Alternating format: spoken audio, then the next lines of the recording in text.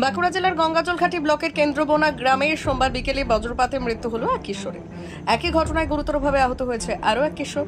সোমবার বিকেলে গঙ্গাজলঘাটি এলাকায় প্রচন্ড ঝড় বৃষ্টি ও বজ্রপাত শুরু হয়। স্থানীয় সূত্রে জানা যায়, দেউলি গ্রামের কয়েকজন কিশোর মিলে পাশের গ্রামে খেলা দেখতে গিয়েছিল।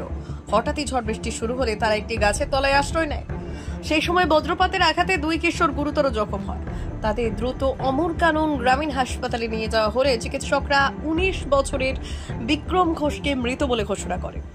অপর কিশোর ১৩ বছরের সৌম্যজিৎ মণ্ডলের অবস্থা আশঙ্কাজনক হওয়ায় তাকে বাঁকুড়া সম্মেলনী মেডিকেল কলেজ হাসপাতালে স্থানান্তরিত করা হয়। এ ঘটনায় গোটা এলাকায় শোকের ছায়া নেমেছে। স্থানীয়রা জানিয়েছেন, হঠাৎ বজ্রপাতের ফলে এই মর্মান্তিক মৃত্যু গ্রামবাসীদের ভীষণভাবে মর্মাহত করেছে। স্থানীয়রা জানিয়েছেন, হঠাৎ বজ্রপাতের ফলে এই মর্মান্তিক মৃত্যু গ্রামবাসীদের ভীষণভাবে মর্মাহত করেছে। হয়েছিল বলতে ঘটনাটা অত্যন্ত দুঃখজনক। আমাদের গ্রামেরই দুটি ছেলে, বিক্রম ঘোষ এবং সৌম্যজিৎ মণ্ডল, ওরা পাশের গ্রামে ফুটবল মাঠে ফুটবল খেলতে গিয়েছিল। সেই মুহূর্তে হঠাৎ জল আসার পরিপ্রেক্ষিতে একটি গাছতলে তারা আশ্রয় নেয়। আশ্রয় নেওয়ার পর হঠাৎ কিছুক্ষণের মধ্যেই বজ্রাঘাতে ওই গাছের উপরে বজ্রাঘাতটা পড়ে।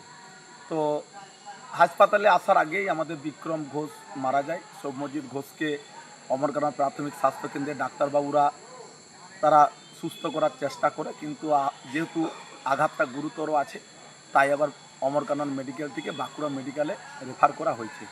ভগবানের কাছে প্রার্থনা করি, একজন তো চলেই গেছে, ওই যে সৌম্যজিৎ ছিল ও যেন বেঁচে যায়, এটা আমরা ঠাকুরের কাছে প্রার্থনা করছি। Bureau report, Rangamati express.